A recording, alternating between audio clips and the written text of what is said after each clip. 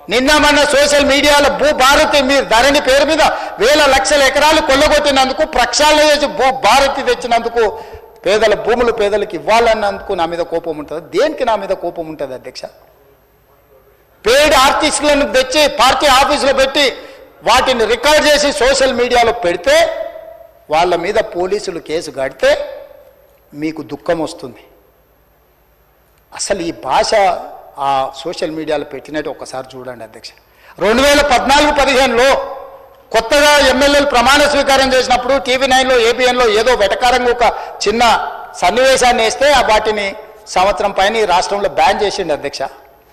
రవి ప్రకాశం జైల్లో పెట్టాను, కృష్ణ మాదిగని జైల్లో పెట్టాను, చాలామంది జర్నలిస్టులు. ఇవాళ జైలుకు పోయిన అమ్మాయి కూడా SC/ST కేసులు ఆ రోజు ఎస్సీలను అవమానించింది, జైలుకు పోయి వచ్చిన అమ్మాయి.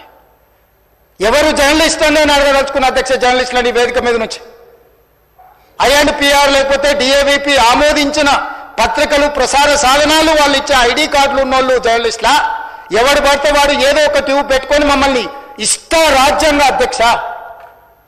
ప్రజా జీవితంలో ఉన్నాం కాబట్టి నిజంగా ఓపిక పడుతున్నాం అధ్యక్ష, రక్తం మరుగుతుంది. ఏంది భాష అది అధ్యక్ష?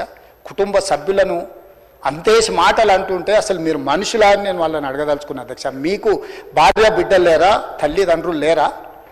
మీ అమ్మనో నీ చెల్లినో నీ భార్యనో ఈ రకంగా మాట్లాడితే నువ్వు ఇంతవా అని నేను అడుగుతున్నా. ట్విట్టర్లో పెట్టినోని, అరెస్టును ఖండించినోని. నా భార్య నా బిడ్డను తిడితే నాకు నొప్పి అవుతుంది, కానీ నీకు ఒక ఆడపిల్లను అవమానిస్తుంటే నీకు నొప్పి కావా? ఏ సంస్కృతిలో ఉన్నారని నేను అడుగుతున్నా అధ్యక్ష. తోడుకలు తీస్తే అధ్యక్ష, ముఖ్యమంత్రిగా చెప్తున్న ఒక్కనొక్కని బట్టలు పదేసి రోడ్డు మీద తిప్పిస్తా అధ్యక్ష. రాజకీయాల ప్రజా జీవితంలో ఉన్నది మేము. విమర్శించండి, విశ్లేషించండి, మా గురించి మాట్లాడండి. ఆడబిడ్డల గురించి, ఇంట్లో ఉన్న ఆడోళ్ళ గురించి మాట్లాడే సంస్కృతి ఎక్కడి నుంచి వచ్చింది అధ్యక్ష? తెలంగాణ సమాజం ఇదేనా?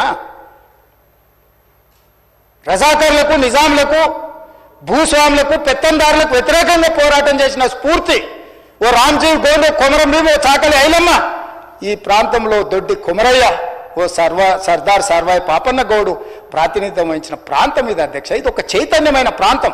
ఈ చైతన్యమైన ప్రాంతంలో ఎదిరించి నిలబడ్డాడు మునగాడు. ఆధిపత్యాలకు వ్యతిరేకంగా నిలబడి కొట్లాడిన గడ్డ ఇది.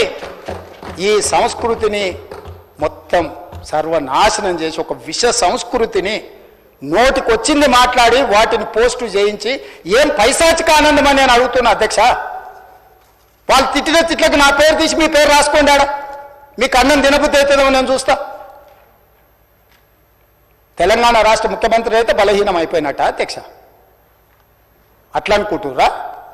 ఓపిక పట్టిన అధ్యక్ష, నేను మర్యాదకుంటున్నా. మీకు ఎంతమంది ఉన్నారో తెలియదు. నాకు చికాకు వచ్చిందని తెలిస్తే లక్షలాది మంది పిల్లలు రోడ్డు మీదకి వచ్చి బట్టలు తీసుకొడతారు అధ్యక్ష ఒక్కడినొక్కడిని. నేను వద్దంటున్నా కాబట్టి, చట్టాన్ని గౌరవిస్తా కాబట్టి, చట్టాల పట్ల, శాసనాల పట్ల, ఈ భారత రాజ్యాంగం పట్ల మాకు సంపూర్ణమైన విశ్వాసం, నమ్మకం ఉంది కాబట్టి ఏమనుకుంటూ ఊరుకుంటున్నాం అధ్యక్ష. అది మా చేతగాని తనం కాదు.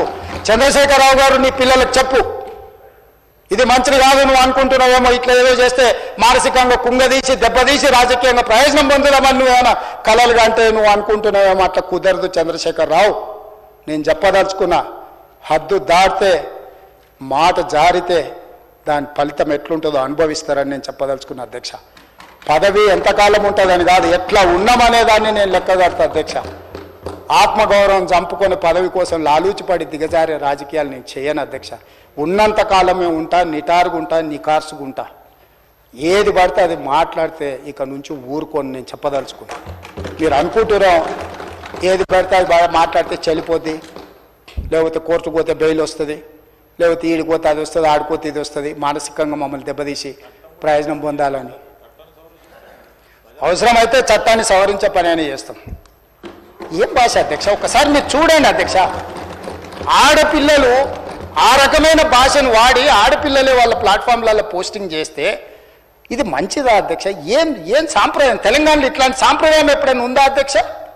తెలంగాణ ఉద్యమ సందర్భంలో కూడా అంత పెద్ద ఎత్తున భావోద్వేగాలు ఉన్నప్పుడు కూడా ఇలాంటి భాషా ప్రయోగం జరగలేదు అధ్యక్ష. ఇదెక్కడి వింత పోకడలు, పైశాచిక ఆనందం అధ్యక్ష? వీటిని క్షమించే సమస్యనే లేదు అధ్యక్ష. నేను స్పష్టంగా చెప్పదలుచుకున్నా. చంద్రశేఖరరావు గారు వినండి, మీ పిల్లలకు బుద్ధి చెప్పండి. ఇలాంటి సాంప్రదాయం సంస్కృతి భవిష్యత్ తరాలకు ఇవ్వదలుచుకోలేదు. దీన్ని ఇక్కడనే పాతరేయదలుచుకున్న ఉప్పు పాతరేస్తే ఇట్లాంటి సంస్కృతిని మీరు ప్రోత్సహిస్తే ఎవరిని వదలను.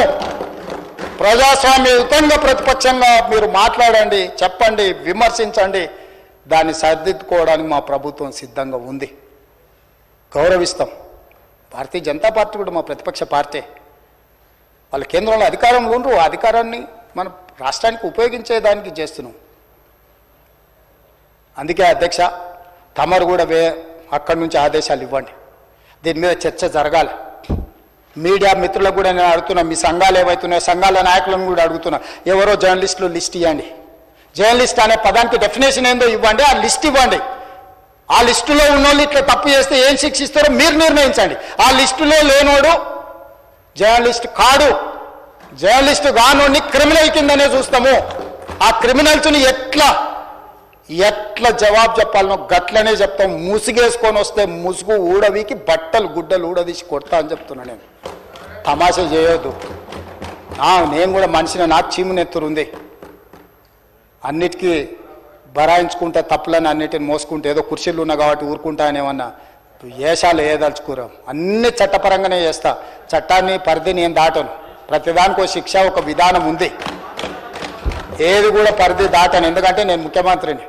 చట్ట పరిధిలోనే అన్ని శిక్షలు ఉంటాయి. జర్నలిస్టులకు కూడా నా సూచన, ఎవరు జర్నలిస్ట్ వాళ్ళ గుర్తింపు కార్డు ఏందో మీరు నిర్ణయించండి. అది ఏదో ఏ లైన్ మీరు చెప్తారో చెప్పండి, వాళ్ళని మినహాయిస్తాము. మిగతా వాళ్ళు మాట్లాడేదాన్ని విశ్లేషిస్తాము. వాళ్ళందరి గురించి చర్చ చేద్దాం. అవసరం అనుకుంటే తమరు అనుమతిస్తే నాకు ఒక రోజు దాని మీద చర్చ పెట్టాలని ఉంది సభలో. అధ్యక్ష, సభా నాయకుడిగా నా రిక్వెస్ట్ మీకు ఒకటే, ఈ విశృంఖలత్వాన్ని ఆపాలి. ఎక్కడో ఒక దగ్గర దీనికి పరిష్కారం చూపించాలి అధ్యక్ష. పరిష్కారం చూపించకపోతే భవిష్యత్తులో ఈ తెలంగాణ సమాజానికి ఇది ఒక చీడపురుగులాగా ఈ వ్యవస్థను దెబ్బతీసే పరిస్థితి వస్తుంది. దానికోసం చట్టసభలు, కరెక్ట్ శ్రీధర్ బాబు గారు చెప్పినట్టు, దీనికి చట్టసభలే ఉన్నదే చట్టాలు చేయడానికి. దానికి చట్టం చేద్దాం.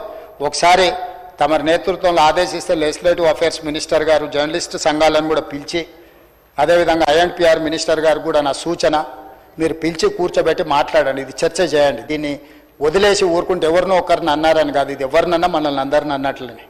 నా ఒక్కడి ఆవేదన కాదు, ఇది అందరి ఆవేదన వినే నేను ఈరోజు చెప్పదలుచుకుంటాను. నన్ను ఒక్కరిని ఏదో అన్నారు ఇదని కాదు, ఇది మాత్రం మాత్రం మంచిది కాదు. మీరు చర్చ పెట్టండి, దీని మీద చర్చ జరగాలి. ఒక మంచి సాంప్రదాయానికి తెలంగాణ వేదిక అవ్వాలి. అందరినీ సహకరించమని సభలో ఉన్న సభ్యులందరం కూడా చర్చించుకుందాం. స్వీయ నియంత్రణతో పాటు రాజ్యాంగపరమైన నియంత్రణ కూడా అవసరమే. ఎవరైనా పరిధి దాటినప్పుడు ఏ రకంగా శిక్షించాలనో దానికి అవసరమైన చట్టాన్ని చేయడానికి కూడా తమరిని అనుమతి ఇవ్వాల్సిందిగా కోరుకుంటూ తమరి దగ్గర సెలవు తీసుకుంటున్నా అధ్యక్ష.